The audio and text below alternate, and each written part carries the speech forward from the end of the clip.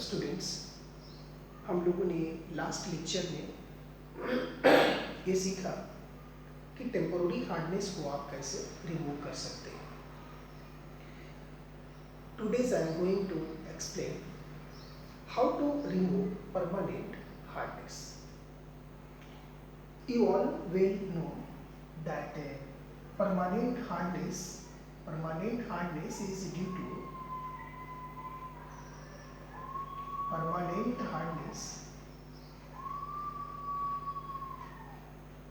hardness is due to the presence of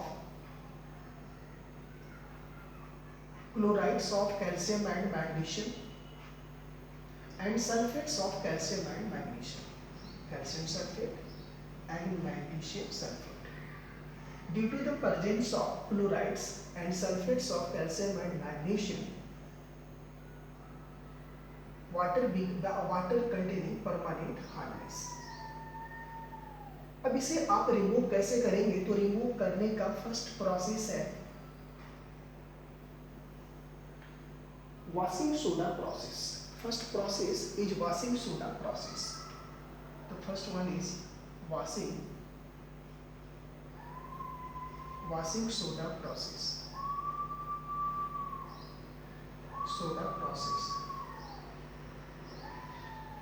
in washing soda process में क्या करते हैं कि कैलकुलेटेड अमाउंट में हार्ड वाटर में वॉशिंग सोडा को ऐड करते हैं. देखिए कैसे रिमूव होता है. तो कैलकुलेटेड अमाउंट में हम लोग ऐड कर रहे हैं. तो हार्ड वाटर है, जैसे मान लीजिए वाटर हार्ड है तो इसमें कैल्शियम क्लोराइड होंगे. इसमें वॉशिंग सोडा ऐड कर रहे हैं तो ये Na2CO3 होता है वॉशिंग सोडा का फॉर्मूला. जब इसे आप ऐड किए तो क्या बन गए? Calcium carbonate. आपको पता है कैल्शियम कार्बोनेट वाइट कलर का प्रेसिपिटेट बनाता है और ये बाकी बच गए सोडियम क्लोराइड और ये तो वाटर में डिजॉल्व होते हैं. इसके कारण वाटर हार्ड होता ही नहीं है.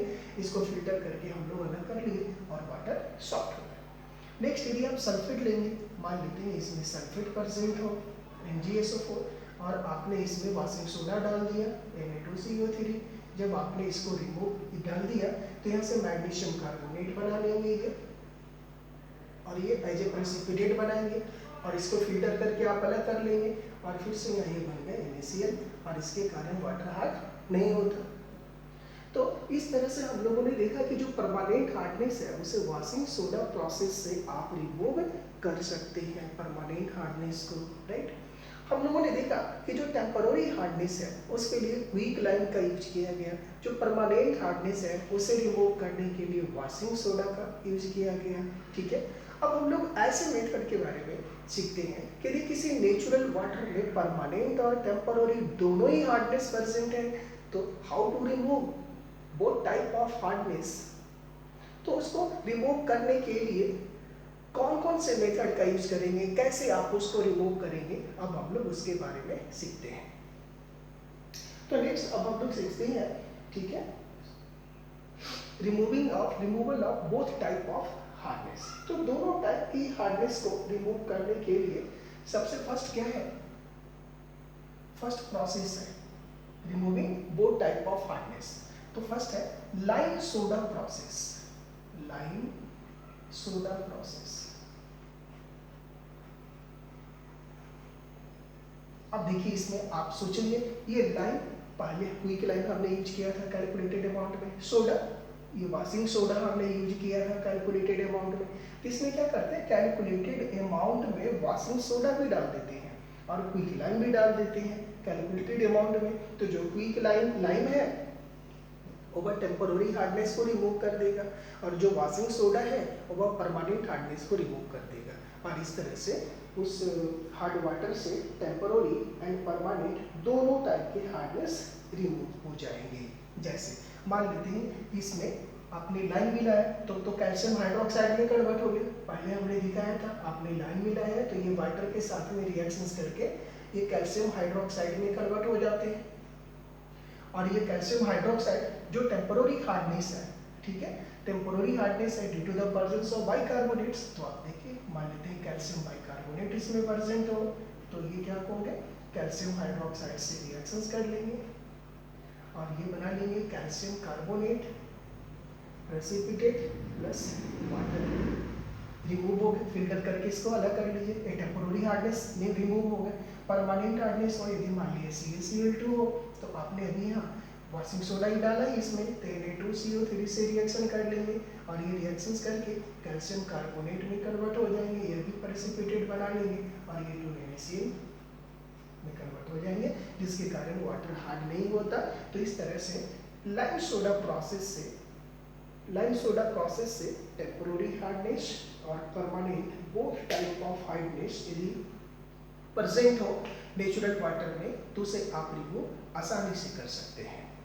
Next process is ion exchanger process. Next method is ion exchange method. Ion exchange method. Exchange method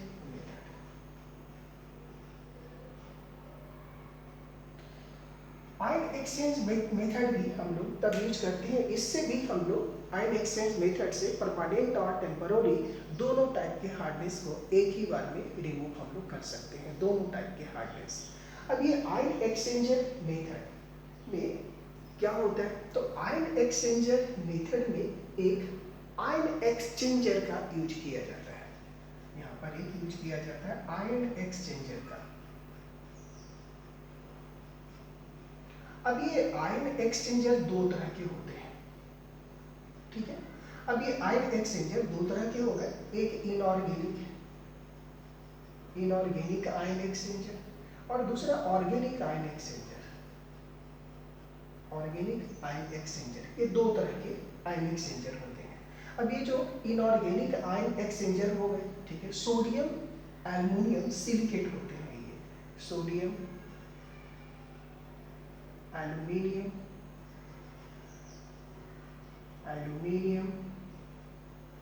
silicates. ये जो सोडियम एल्युमिनियम सिलिकेट्स हो गए, ये इनऑर्गेनिक आयन एक्सचेंजर होते हैं और इसके फॉर्मूले होते हैं Na2Al2, मैं लिख देता हूँ Na2Al2S2O8 और ये हाइड्रेटेड होते हैं H2, तो यहाँ लिख सकते हैं hydrated sodium aluminium silicate is the inorganic ion exchanger. तो ऐसा यदि नेचर में भी पाया जाता है, ठीक है, तो नेचर में जो पाए जाते हैं natural inorganic ion exchanger is called zeolite, ठीक है। Next natural inorganic ion exchanger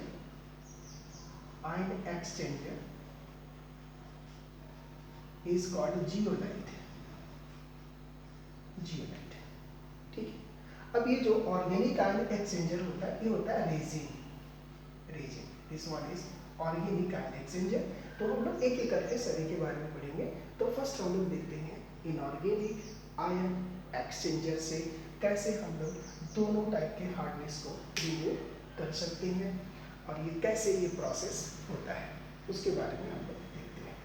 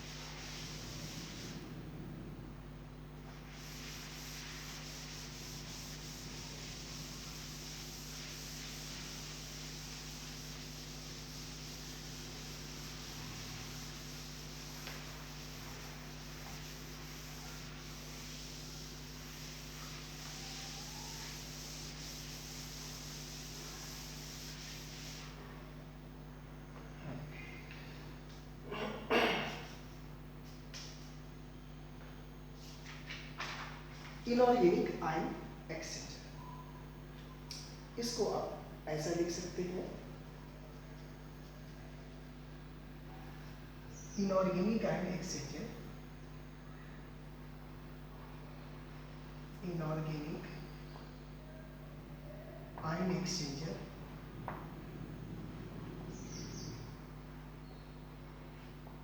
ion exchanger अभी आपने देखा था इसके formula Na2H2O8.X hydrated sodium aluminium silicate.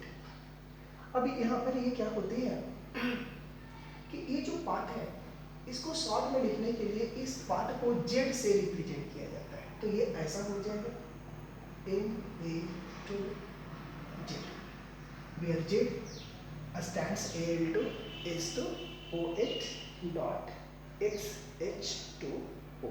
अब देखिए ये कैसे रिमूव करते हैं। तो यहाँ पर ये जो इनऑर्गेनिक आयन एक्सचेंजर है ये दोनों टाइप के हार्डनेस को रिमूव करते हैं, ठीक है। मान लेते हैं सबसे पहले परमानेंट और टेम्पोररी दोनों ही हार्डनेस को ये रिमूव करेंगे। कैसे रिमूव करता है उसको देखिए, जेड की वैल्यू आपने देख ली। चलो मान लेते हैं मैग्नीशियम सल्फेट परमानेंट हार्डनेस को मैं ले रहा हूँ, मैग्नीशियम सल्फेट हार्ड वाटर में प्रेजेंट है और इसकी रिएक्शंस Na2 यहाँ जेड है, इससे कराएं। देखिए ये क्या करते हैं, ये रिप्लेस करके बना लेंगे सोडियम सल्फेट और प्लस MgZ और ये जेड बना लेंगे। तो ये रिएक्शंस करके Mg और जेड बना लिए। तो MgZ जब यहाँ पर ये बना लिए तो MgZ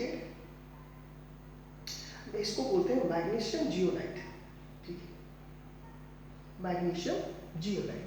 तो ये बन गए magnesium zeolite.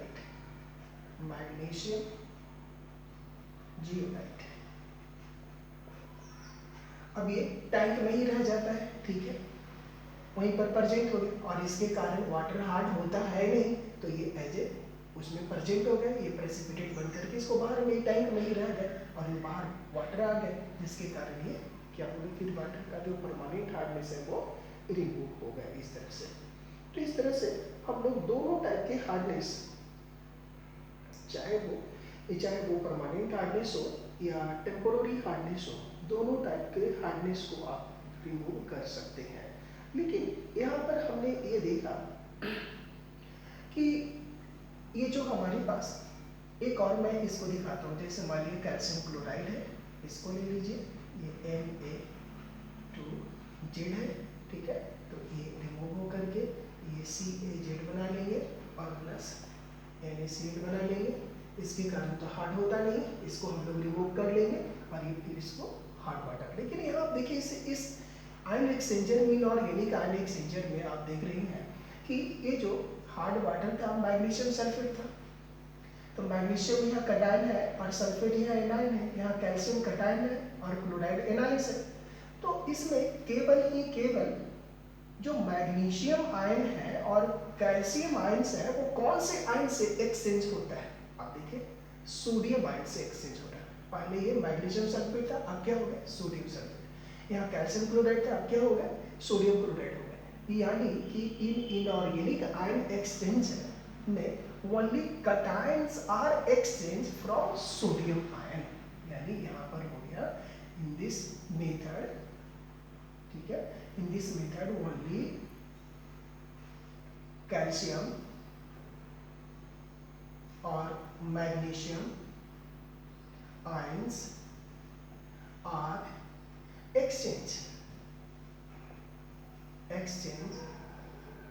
from sodium ions, Na ions, जो कहाँ था, जियोलाइट में था, इनऑर्गेनिक आयन एक्सचेंजर में था, परम्यूटेट में था। तो परम्यूटेट का सोडियम आयंस से कैल्शियम और मैग्नीशियम आयन का एक्सचेंज होता है। तो इसमें तो और कैल्शियम और मैग्नीशियम ये है क्या, ये क्या है, कटायन है। तो जो हार्ड वाटर, जिसके हार्ड वाटर में जो प्रेजेंट होता है कैल्शियम और मैग्नीशियम, यानी जो कटायन होता है वो सोडियम से एक्सचेंज होता है। So this one is called cation exchanger. तो हेंस ऐसा कर सकते हैं, therefore inorganic ion exchanger zeolite is called, it change only the cations, so this one is called cation exchanger.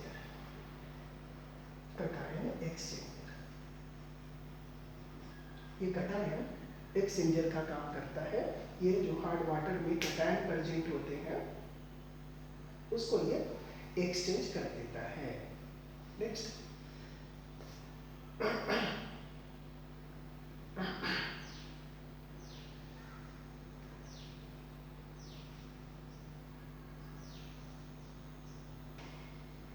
तो इस तरह से हम लोगों ने देखा कि जो इनऑर्गेनिक आयन एक्सचेंजर है जो कि जियोलाइट से नेचुरल, वो क्या करते हैं, केवल कैटायंस को एक्सचेंज करते हैं फ्रॉम हार्ड वाटर। ये एनायंस वाटर में ही प्रेजेंट होते हैं। तो इनका मेन जो डिमेरिट है, ये ठीक है, ये भी तो आयन एक्सचेंजर से वाटर को प्यूरिफाई, वाटर को जो है वो सॉफ्ट बना रहे हैं, सॉफ्टनिंग ऑफ वाटर में यूज हो रहे हैं, लेकिन इसका एक मेजर डिमेरिट यही काउंट किया जाता है कि यह केवल कैटायन को ही एक्सचेंज कर पाता है फ्रॉम हार्ड वाटर से, एनायन को एक्सचेंज नहीं कर पाता है। तो अब इससे कोई और बेहतर मेथड की जरूरत है। तो हमने बताया था आपको कि दो जो हमारे जो आयन एक्सचेंजर होते हैं वो दो होते हैं, एक इनऑर्गेनिक आयन एक्सचेंजर और दूसरा ऑर्गेनिक आयन एक्सचेंजर। तो अब यहाँ पर इसके जगह पर ऑर्गेनिक आयन एक्सचेंजर का यूज किया जाएगा, क्योंकि ऑर्गेनिक आयन एक्सचेंजर देखा जाए तो ये इनऑर्गेनिक आयन एक्सचेंजर के रिस्पेक्ट में ज़्यादा ही अच्छा होते हैं। वो इसलिए कि यह कैटायन को एक्सचेंज तो करता ही है, यह साथ साथ एनायन को भी एक्सचेंज कर देता है। तो अब हम लोग ये सीखने वाले हैं कि कैटायन और एनायन दोनों को ऑर्गेनिक आयन एक्सचेंजर कैसे वो एक्सचेंज करते हैं और वो क्या होता है उसको हम लोग सीखते हैं। तो नेक्स्ट हम लोग देख रहे हैं ऑर्गेनिक आयन एक्सचेंजर।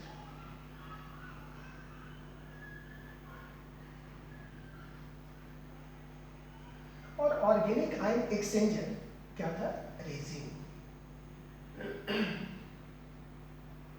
अब ये रेजिन जो होता है ऑर्गेनिक आयन एक्सचेंजर रेजिन, वो दो तरह का होता है, एक कैटायन एक्सचेंजर रेजिन और दूसरा एनायन एक्सचेंज रेजिन। तो ये रेजिन दो टाइप के हो गए, एक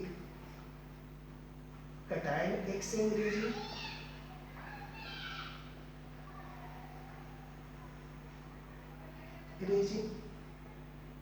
other is anion exchange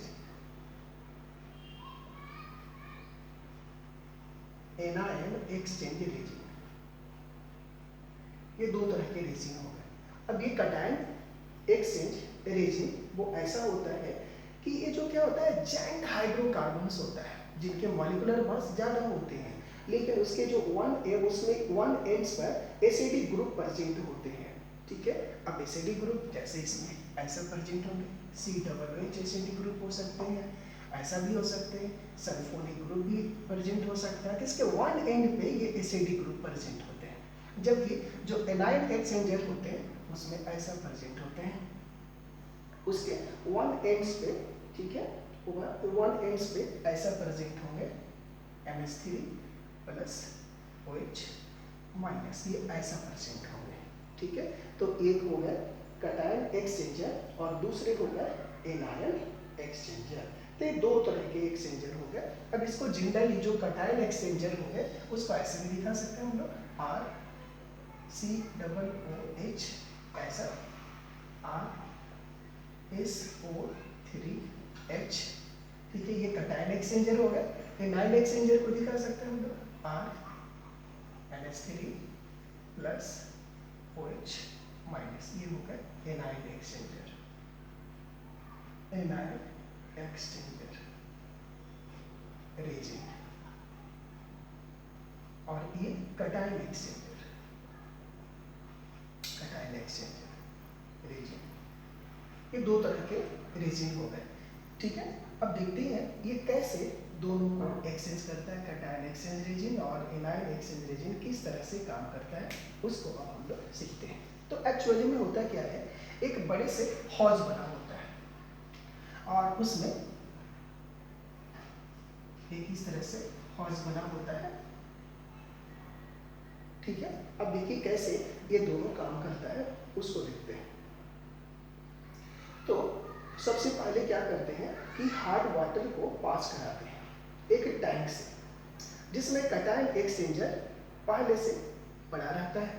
तो ये मान लेते हैं एक टैंक है आपका, देखिए टैंक है, इसमें कटायन एक्सचेंजर पड़ा हुआ है। इसमें क्या है, कटायन एक्सचेंजर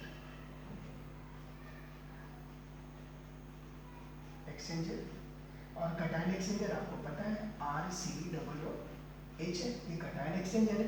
और यहाँ से हार्ड वाटर आप डाल रहे हैं, इसको पास करा रहे हैं हार्ड वाटर, ठीक है। तो hard water is pass through a tank containing a cation exchanger, ठीक है, उसमें कटायन एक्सचेंजर पड़े हुए हैं। तो सबसे पहले ये जो कटायन एक्सचेंजर है COOH और ये हार्ड वाटर है। तो हार्ड वाटर है तो इसमें क्या होंगे, कैल्शियम और मैग्नीशियम होंगे। तो मान लेते हैं कैल्शियम क्लोराइड है, यहाँ दिखाता हूँ कैल्शियम क्लोराइड है। तो ये जो कैल्शियम क्लोराइड है तो सबसे पहले यहाँ क्या करता है, ये रिएक्शन ऐसे इस तरह से करता है, मैं दिखाता हूँ यहाँ से, ये ऐसे बना लेंगे RCOOCA होल ट्वाइस, ठीक है, और प्लस यहाँ H और Cl, और इसके साथ में यहाँ बन जाएंगे 2H प्लस और प्लस 2Cl माइनस। तो देखिए यहाँ पर ये कटायन था, ये एनाइन था, तो अभी कटायन एक्सचेंज हो गया है, ठीक है, ये एग्जॉस्ट हो जाएगा। तो यहाँ 2H प्लस और Cl माइनस बचा, तो ये अभी हार्ड वाटर से आए हैं, यहाँ हो गया।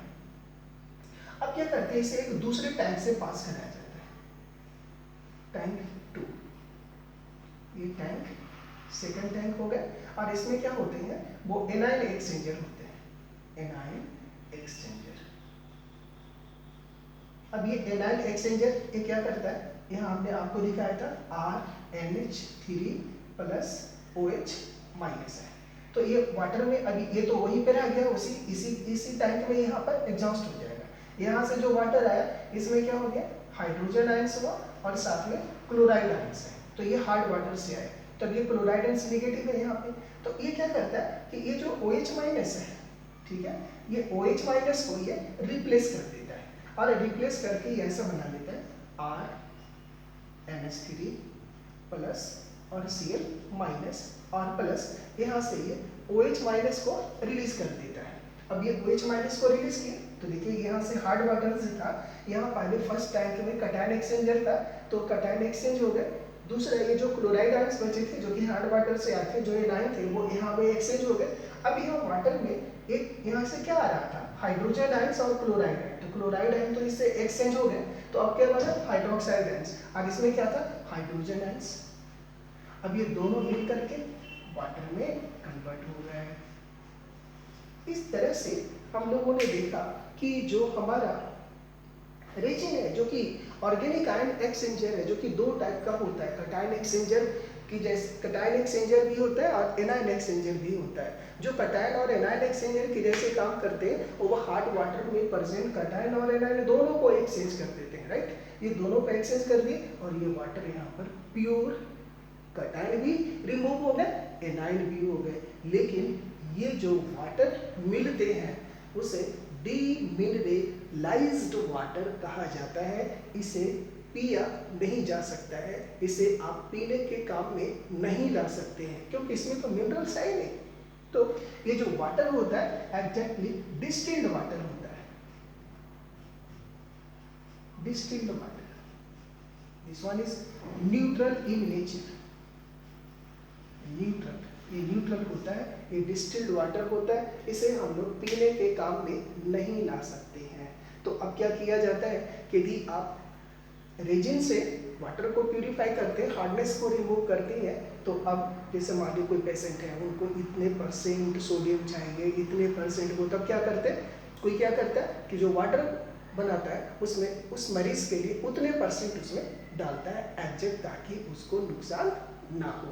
और इस तरह से उसको, और यदि पीने के लायक बनाना है तो इसको फिर से मिनरलाइज्ड किया जाता है, जितनी ज़रूरी है हमारे ह्यूमन बींग्स के लिए प्रत्येक दिन की ज़रूरत है। कितने, जैसे 3 लीटर पानी पीने चाहिए तो उसमें कितने इसमें प्रोपोर्शन में होने चाहिए, क्या क्या होने चाहिए, उसको हम मिनरलाइज कर देते हैं, फिर उसके बाद इसको पीने के लायक बनाया जाता है। इस तरह से हम लोगों ने ये देखा कि जो हार्डनेस ऑफ वाटर को आसानी से हम लोग रिमूव कर लेते हैं, चाहे वो हार्डनेस परमानेंट हार्डनेस हो चाहे वो टेम्पररी हार्डनेस हो, किसी भी तरह की हार्डनेस को आप आसानी से रिमूव कर सकते हैं। इस प्रोसेस की एक खास बात यह भी है कि इसमें जो हम लोगों ने रेजिन यूज किया है वो फिर से हम लोग रीजेनरेट भी कर लेते हैं। वो कैसे? जैसे मान लेते हैं, देखिए यहाँ हम लोगों ने जो रेजिन था, यहाँ कैल्शियम सॉल्ट में कन्वर्ट हो गया, ठीक है। अब ये जो कैल्शियम सॉल्ट में कन्वर्ट हो गया, इसको हम लोग रीजेनरेट कर लेंगे, ठीक है।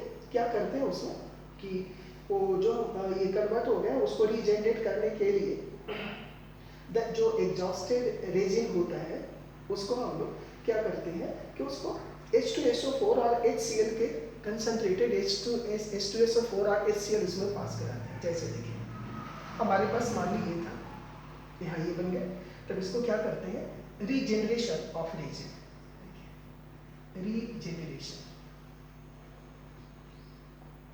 इसको रीजेनरेट भी कर लेते हैं हम लोग। कैसे करते हैं, ये जो हमारी बन गए RCOO होल ट्वाइस, यहाँ C ये थे, इसको H2SO4 से पास कराएंगे या HCl से पास कराएंगे, और ये कॉम्ब है कंसंट्रेटेड, ठीक है। तो जब ये पास कराएंगे, ठीक है, लिखिएगा ध्यान से, तो ये कैल्शियम पॉजिटिव आयंस है, ये हाइड्रोजन है, ठीक है, तो ये बना लेंगे कैल्शियम सल्फेट, ठीक है, प्लस ये हाइड्रोजन यहाँ आ जाएंगे, तो ये बन जाएंगे RCOOH, पहले से एसिडिक बन के ना कटायन एक्सचेंजर थे, ठीक है, वो RCOOH में कन्वर्ट हो गए, और यहाँ से ये कैल्शियम और सल्फेट आयंस अलग अलग मिल गए, तो ये हो गया। इस तरह से हम लोग रीजेनरेट कर लेते हैं। तो इस तरह से हम लोगों ने सीखा कि हार्डनेस, हार्ड वाटर क्या होता है, सॉफ्ट वाटर क्या होता है, हार्डनेस ऑफ वाटर क्या होता है, इसको कैसे, कितने टाइप के हार्डनेस होते हैं, इसको कैसे रिमूव किया जा सकता है, टेम्पररी हार्डनेस को और परमानेंट हार्डनेस को हम लोगों ने सीखा। टेम्पररी हार्डनेस को रिमूव करने का तरीका दो था, ठीक है, एक था क्या, क्विक लाइन प्रोसेस यानी लाइन प्रोसेस, और दूसरा था क्लार्क प्रोसेस। इन दोनों में ही सावधानी बरतनी थी कि कैलकुलेटेड अमाउंट में लाइन का यूज करना था, ठीक है, और ठीक है, समझ में आ रही बात। नेक्स्ट परमानेंट हार्डनेस को रिमूव करने का तरीका सोडा, वाशिंग सोडा प्रोसेस, दोनों टाइप के हार्डनेस को रिमूव करने का, ठीक है, लाइम सोडा प्रोसेस, ठीक है। दूसरी, अब इसमें क्या होता था कि इसमें लाइम सोडा प्रोसेस यूज कर लिए हम लोग। नेक्स्ट प्रोसेस था आयन एक्सचेंजर मेथड।